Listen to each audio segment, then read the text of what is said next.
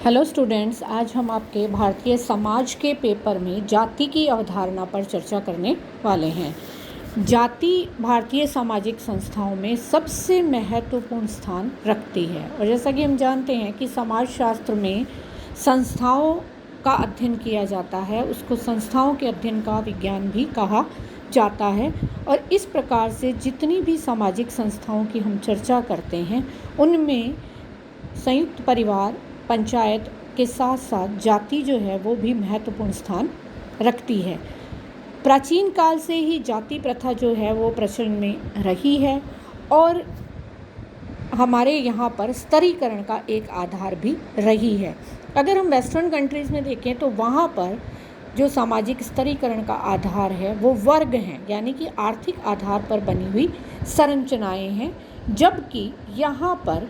जाति जो है वो सामाजिक स्तरीकरण का एक प्रमुख आधार मानी जाती है। श्रीमती कर्वे जो हैं वो इस बात को समझाते हुए कहती हैं कि यदि हम भारतीय संस्कृति के तत्वों को समझना चाहते हैं तो हमें जाति प्रथा का अध्ययन जो है वो आवश्यक रूप से करना चाहिए। और जाति प्रथा एक ऐसी विशेषता है जो भारतीय समाज की प्रमुख विशेषताओं में गिनी जाती है। इसमें खास तौर पे हिंदू सामाजिक संरचना के मुख्य आधार के रूप में इसको माना जाता है और हिंदुओं का सामाजिक, सांस्कृतिक, आर्थिक और राजनीतिक जीवन जो है वो जाति के द्वारा प्रभावित होता है। जाति मुख्य रूप से जन्म के आधार पर सामाजिक संस्थानों और खंड विभाजन की वह गतिशील व्यवस्था है जो खान पान, विवाह, रहन सहन, सामाजिक सहवास के संबंध में अनेक नियमों को अपने सदस्यों पर लागू करती है। यानी कि एक जाति के सदस्य अपनी ही जाति के सदस्यों के साथ में खाने पीने, विवाह और सामाजिक सहवास, व्यवसाय आदि के नियमों का पालन करते हैं। यदि हम जाति के अर्थ को और उसमें समझना चाहें तो यह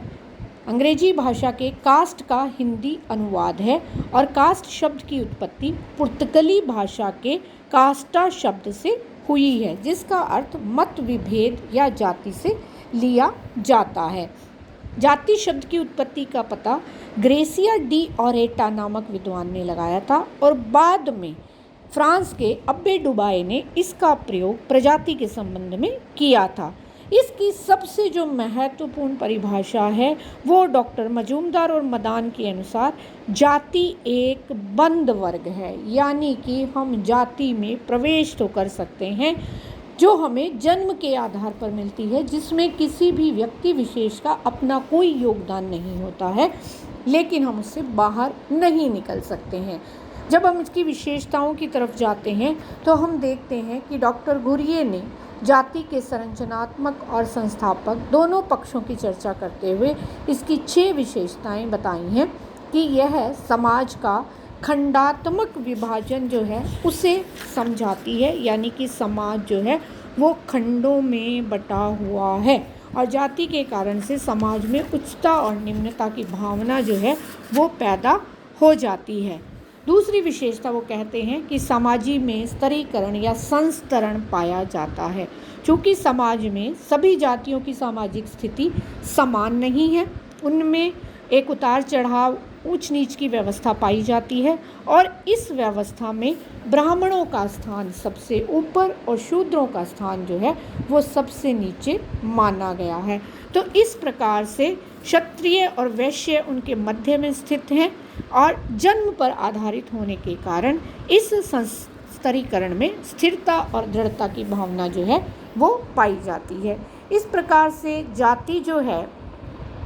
तीसरी विशेषता के रूप में डॉक्टर घुरिये कहते हैं कि यह अपने सदस्यों पर भोजन और सहवास संबंधी प्रतिबंधों को लागू करती है, यानी कि प्रत्येक जाति में ऐसे नियम पाए जाते हैं कि किस जाति के सदस्य किसके यहाँ बैठकर भोजन ग्रहण करेंगे, किसके हाथ का ग्रहण करेंगे, कच्चा, पक्का या फलाहारी भोजन किस प्रकार से ग्रहण करेंगे। इस प्रकार से ये सारे नियम जातियाँ जो हैं वो अपने सदस्यों पर लागू करती हैं। किसके साथ वे बैठेंगे, किसके साथ वे अपने व्यवहार रखेंगे,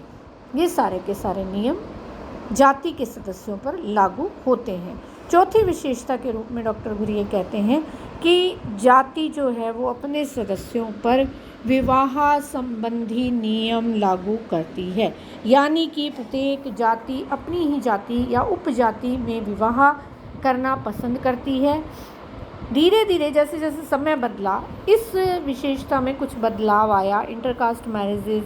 जो है वो होने लगी, लेकिन पहले जाति और उपजाति से बाहर विवाह करने वालों को जाति से बाहर कर दिया जाता था। और अभी भी हम देखते हैं कि देश के कुछ हिस्सों में बहुत ज़्यादा प्रतिबंध जाति व्यवस्था विवाह संबंधी लगाती है। और यहाँ पर हम ऐसे ऑनर किलिंग के मामले भी देखते हैं कि अंतरजातीय विवाह करने वाले लोगों को जाति में नहीं लिया जाता और उन्हें जान से ही मार दिया जाता है।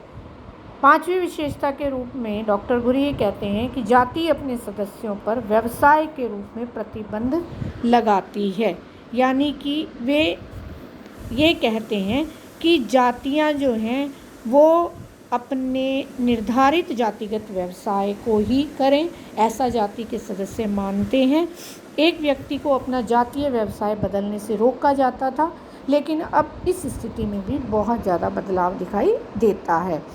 छठी विशेषता के रूप में डॉक्टर घुरिये कहते हैं कि विभिन्न जातियों में सामाजिक और धार्मिक प्रतिबंध लगाए जाते हैं कि जातियां जो हैं वो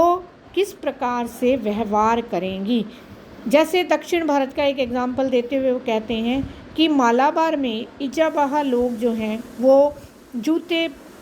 नहीं पहन सकते, छाता नहीं लगा सकते, गाय का दूध नहीं निकाल सकते। इसी प्रकार से अछूतों की बस्तियां जो हैं वो गांवों से दूर होती थी। इस प्रकार उच्च जातियों को तो सामाजिक और धार्मिक सभी विशेषाधिकार प्राप्त रहे हैं, लेकिन अछूतों को इस संबंध में अनेक निर्योग्यताओं या प्रतिबंधों का सामना करना पड़ा है। जब हम एक इकाई के रूप में जाति को देखते हैं तो हम देखते हैं कि जाति अपने सदस्यों को एक प्रदत्त परिस्थिति प्रदान करती है। अंतर्विवाह की हमने बात की है, तो अंतर्विवाह के लिए वह जोर देती है, निश्चित व्यवसायों पर भी जोर देती है, और प्रत्येक जाति की अपनी एक पंचायत जो है वो पाई जाती थी और अभी भी जाति पंचायतें पाई जाती हैं, जो कि अपने जाति के सदस्यों के बहुत सारे कार्यों को निपटाती हैं और जो उनके जातिगत मसले होते हैं उनको इन्हीं जाति पंचायतों में हल किया जाता है। अब हम ये देखते हैं कि अनेक समाज वैज्ञानिक जैसे होकार्ट, रिजले, बहुत सारे लोग जो हैं, इन लोगों ने अपनी अपनी जैसे जाति की विशेषताओं को पवित्रता, अपवित्रता, धार्मिक क्रियाओं, अंतर्विवाह और वंशानुगत पेशों पर जोर देते हुए समझाने का प्रयास किया है। लुइस ड्यूमा ने भारतीय जाति व्यवस्था पर बहुत काम किया है और वो भी यहाँ पर एक बात विशेष जोर देकर कहते हैं कि भारतीय जाति व्यवस्था जो है वो मुख्य रूप से, मेन रूप से जो है वो फोकस करती है पवित्रता और अपवित्रता की भावना पर। तो इस प्रकार से जाति